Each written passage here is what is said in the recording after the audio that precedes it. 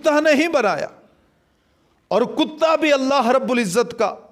شکر بجا لاتا ہے کہ ربا آپ کا لاکھ لاکھ شکر ہے کہ آپ نے مجھے کتا بنایا ہے، خنزیر نہیں بنایا ہے۔ اور خنزیر بھی اللہ رب العزت کی حمد و ثنا اور تسبیح بیان کرتے ہوئے کہتا ہے کہ اے ربا تیرا لاکھ لاکھ شکر ہے کہ تو نے مجھے خنزیر بنایا ہے، بے نمازی نہیں بنایا۔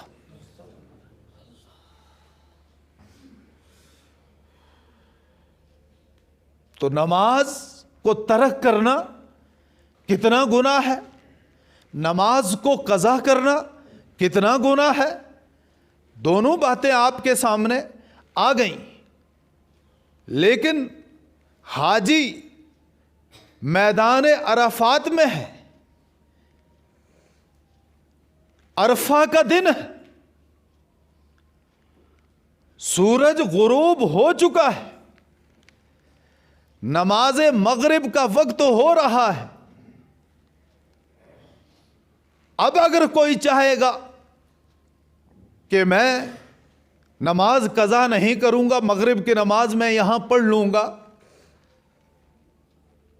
تو دنیا کے کسی بھی مفتی سے جا کر پوچھ لیجئے کہ اس کی نماز ہوئی یا نہیں ہوئی، ہر مفتی یہی فتویٰ دے گا کہ اس کی نماز نہیں ہوئی۔ کیا وہ گناہگار ہوا؟ ہاں، اس وقت اس نے نماز نہیں پڑھنی تھی، اس لیے کہ اللہ کے رسول صلی اللہ علیہ وسلم نے حجاج کرام کو وقوف عرفات کا فریضہ مکمل کرنے کے بعد جب سورج غروب ہو جائے وہاں سے اس حال میں نکلنے کا حکم دیا ہے کہ نماز مغرب کا وقت ہو رہا ہوگا، لیکن تم نے نماز مغرب نہیں پڑھنی ہے جب تک کہ تم مزدلفہ نہ پہنچ جاؤ، اور جب مزدلفہ پہنچو تو اس وقت پہلے مغرب کے فرض ادا کرو، پھر عشاء کے فرض ادا کرو، پھر مغرب کی سنتیں ادا کرو، پھر عشاء کی سنتیں ادا کرو، اور پھر وتر کی نماز ادا کرو۔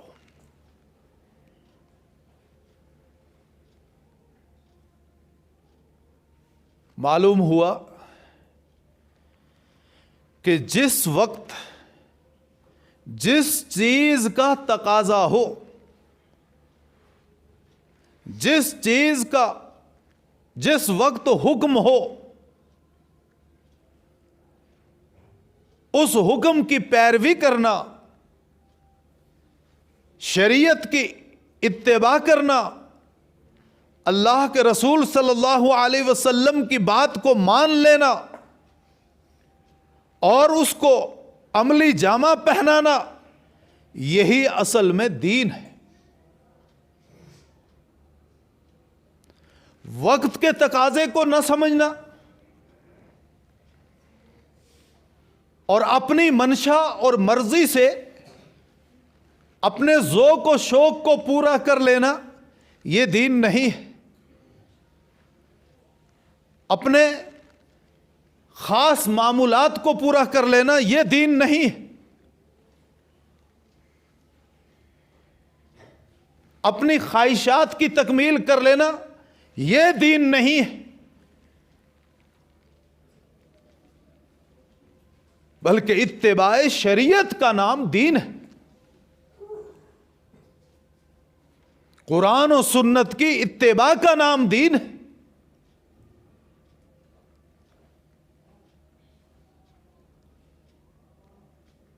رمضان المبارک کا مہینہ ہے،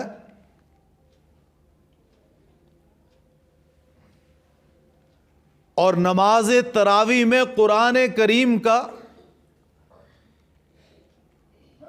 سننا سنانا سنت ہے۔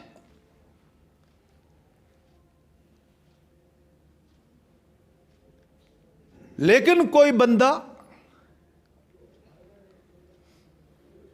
اس وقت اس عمل کو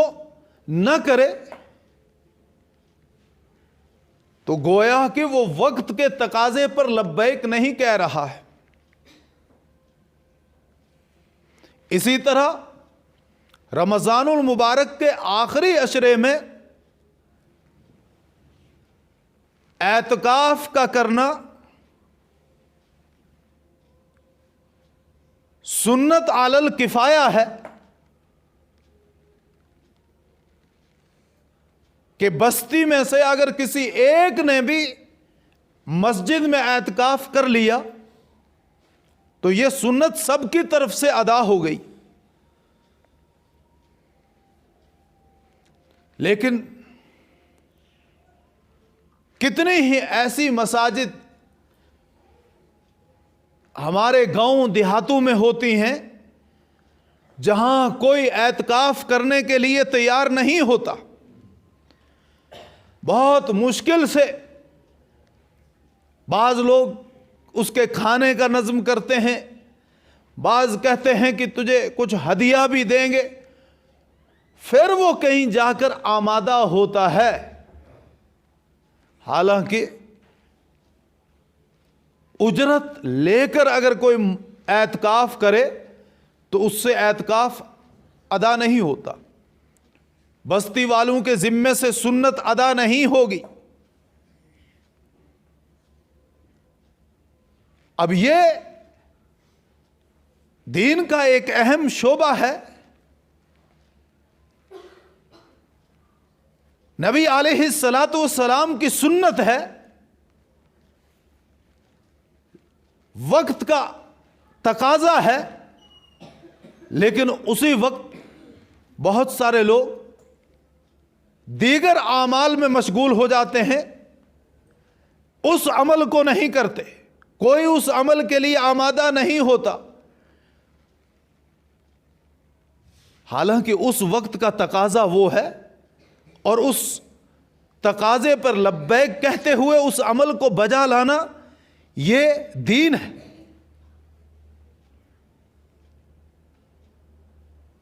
اسی طرح جتنے بھی دین کے شعبے ہیں، خواہ وہ معاشرت کا شعبہ ہو، معاملات کا شعبہ ہو، عبادات کا شعبہ ہو، ایمانیات کا شعبہ ہو، ہر شعبے میں جس وقت کا جو تقاضا ہو اس تقاضے پہ لبیک کہتے ہوئے اس کو عملانا یہ دین ہے. غزوہ بدر دین اسلام کا مشہور ترین غزوہ ہے، جس غزوے میں اہل ایمان کی تعداد بہت قلیل تھی. کتابوں میں لکھا ہے کہ مومنین کی تعداد صرف 313 تھی. بے سر و سامانی کے عالم میں تھے، اللہ کی ذات پر یقین تھا، جس کی وجہ سے اللہ رب العزت کی غیبی نصرت نازل ہوئی، اور صحابہ کرام رضوان اللہ تعالی علیہم اجمعین نے اپنی آنکھوں سے اللہ رب العزت کی جانب سے فرشتوں کو نازل ہوتے ہوئے ان کی مدد کے لیے دیکھا.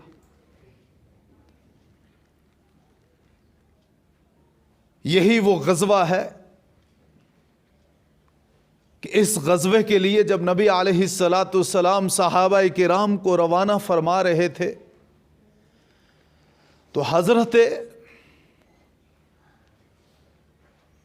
ابو بکر صدیق رضی اللہ عنہ سے بھی فرمایا کہ آپ جائیں،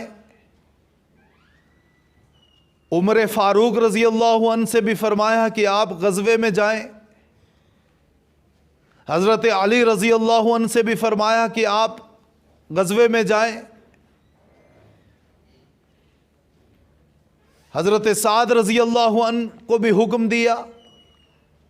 عبد الرحمن بن عوف رضی اللہ عنہ کو بھی حکم دیا، دیگر صحابہ کو بھی جانے کے لیے فرمایا.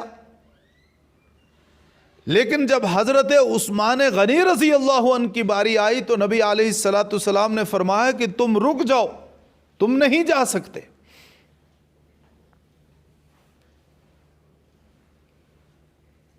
حضرت عثمان غنی رضی اللہ عنہ نبی علیہ السلام کے حکم کی تعمیل میں رک گئے، دیگر صحابہ کو روانہ فرما دیا، تو حضرت عثمان غنی رضی اللہ عنہ کو مخاطب کر کے نبی علیہ السلام نے فرمایا کہ تمہاری زوجہ رقیہ بیمار ہیں،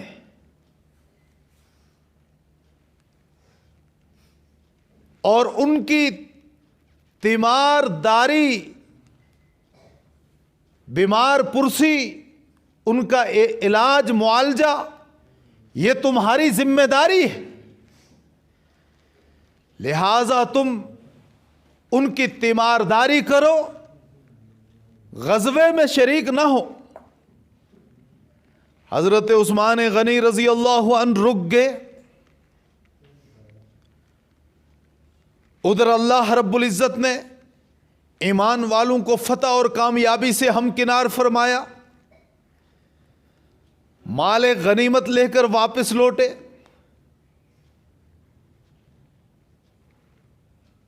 اور مدینہ منورہ میں پہنچ کر نبی علیہ السلام مال غنیمت کو تقسیم فرما رہے ہیں۔ جو صحابہ غزوہ بدر میں شریک ہوئے، جتنا حصہ مال غنیمت میں سے ان کے حصے میں مال جو آ رہا تھا، ایک ایک صحابی کے حصے میں اتنا ہی حصہ نبی علیہ السلام نے حضرت عثمان غنی رضی اللہ عنہ کے لیے بھی رکھا، غزوہ بدر میں شریک نہ ہونے کے باوجود۔ کیوں؟ اس لیے کہ انہوں نے وقت کے تقاضے کے اوپر لبیک کہا، اور صرف یہی نہیں کہ نبی علیہ السلام نے مال غنیمت میں شرکائے بدر کے برابر،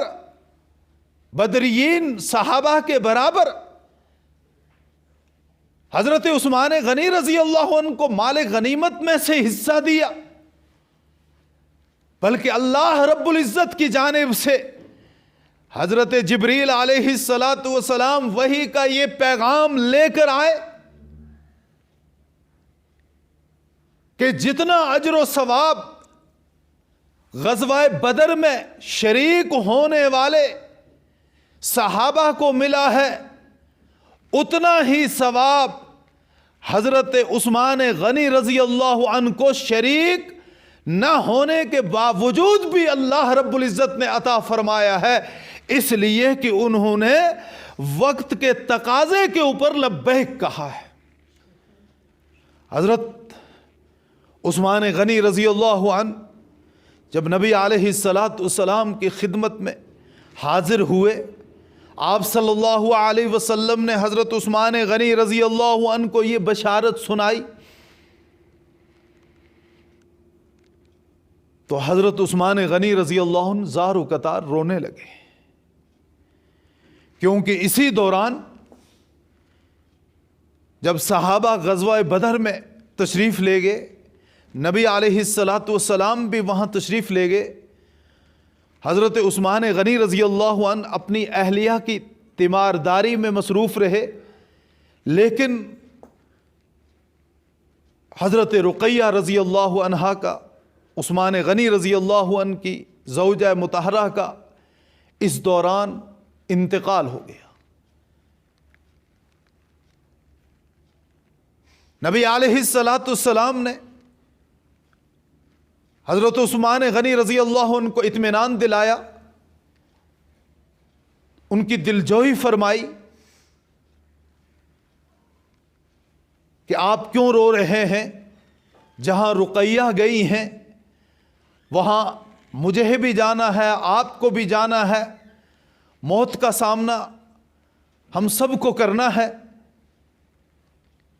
لیکن حضرت عثمان غنی رضی اللہ عنہ نے عرض کیا کہ حضور مجھے بھی اس بات کا یقین ہے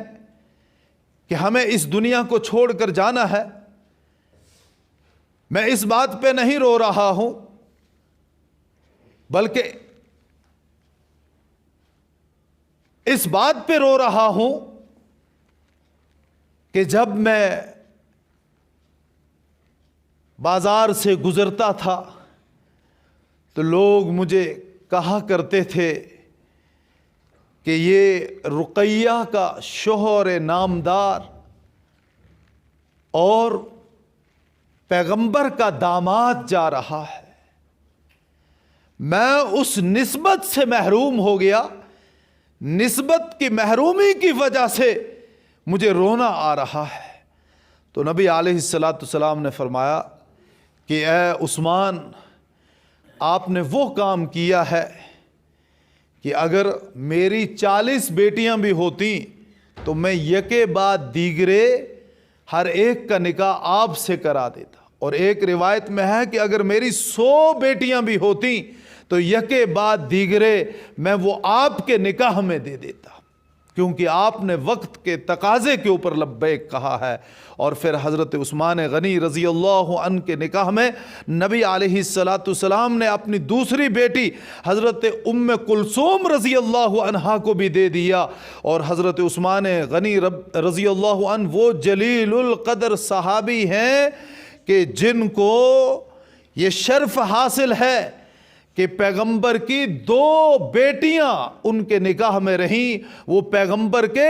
دوہرے داماد ہیں۔ یہ شرف کائنات میں کسی اور کو نہیں ملا۔ حضرت عثمان غنی رضی اللہ عنہ کو یہ شرف کیوں ملا؟ اس لیے کہ انہوں نے وقت کے تقاضے پر لبیک کہا اور پیغمبر کی اتباع کو اختیار کیا۔ اور دین اصل میں اتباع کا نام ہے، مان کر چلنے کا نام ہے، اپنی خواہشات کی تکمیل کا نام دین نہیں ہے،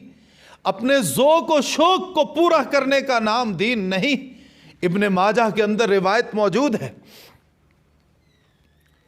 نبی اکرم شفیع اعظم حضرت محمد الرسول اللہ صلی اللہ تعالی علیہ وسلم نے ارشاد فرمایا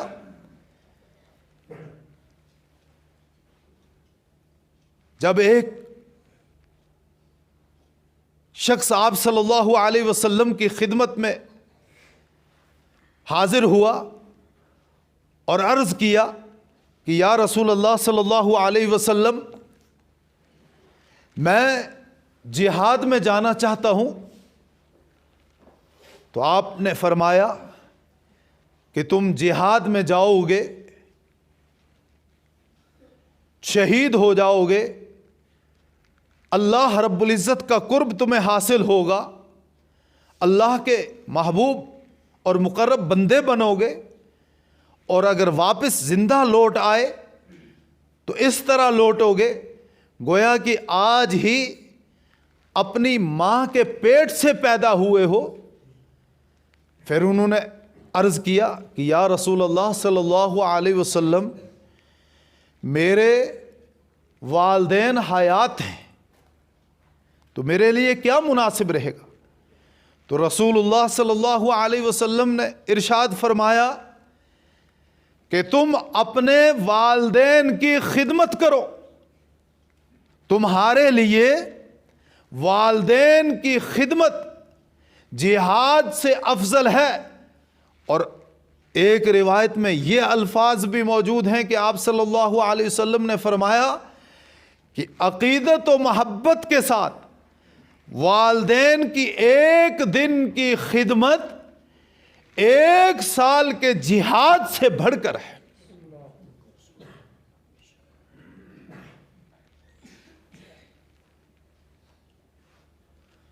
ہمارے ہاں تو اگر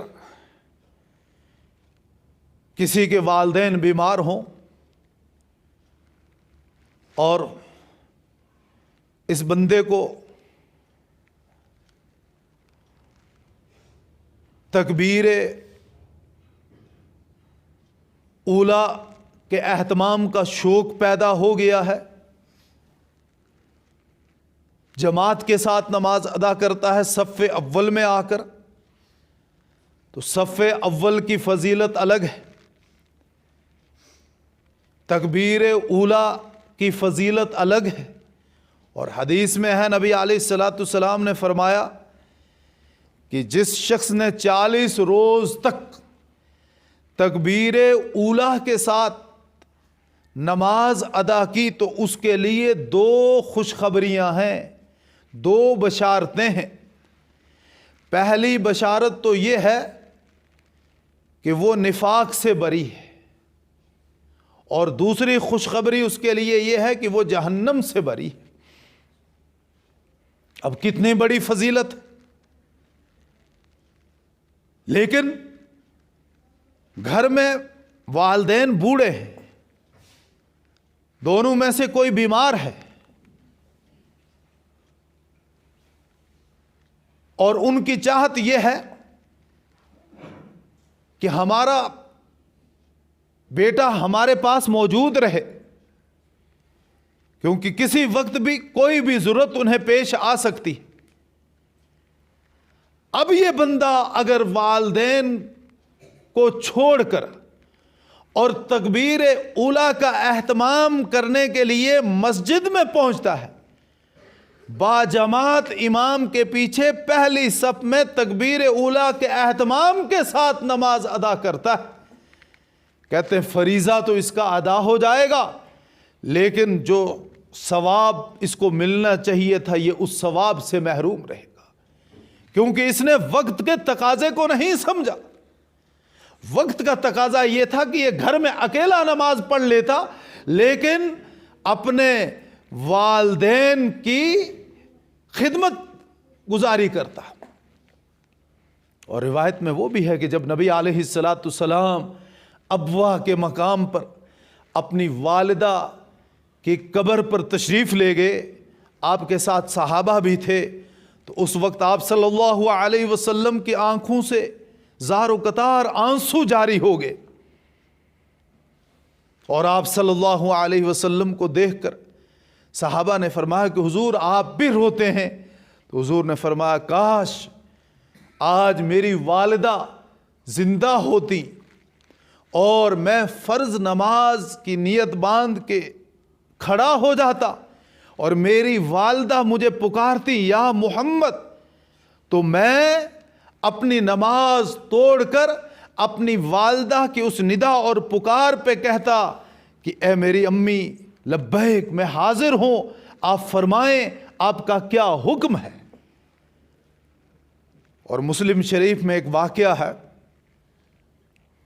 مسلم میں تو بہت اختصار کے ساتھ ہے، لیکن دیگر کتب احادیث میں مفصل طور پر وہ واقعہ موجود ہے، اور وہ واقعہ ہے حضرت اویس قرنی رحمۃ اللہ علیہ کا۔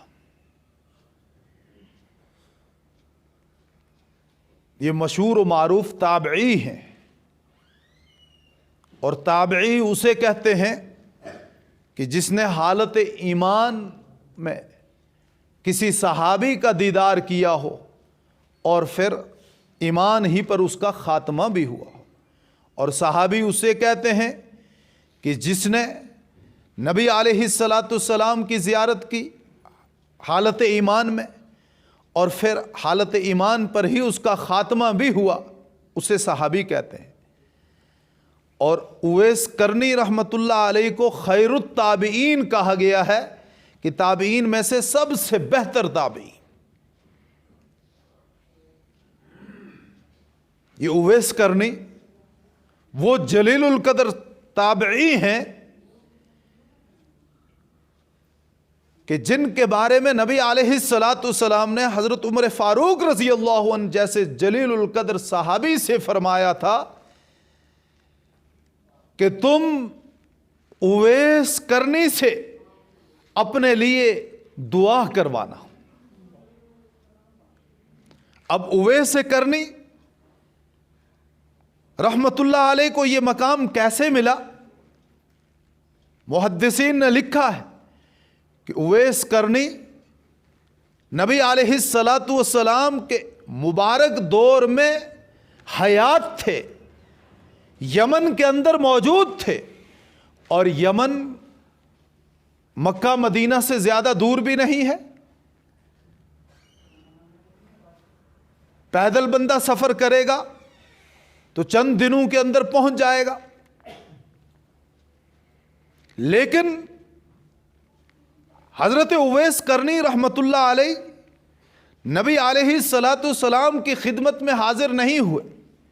और फिर भी जलीलुल कदर सहाबी को आप सल्लल्लाहु अलैहि वसल्लम फरमा रहे हैं, उमर जैसे जलीलुल कदर सहाबी से इरशाद फरमा रहे हैं कि तुम अपने लिए उवैस करनी से दुआए मगफिरत करवाना।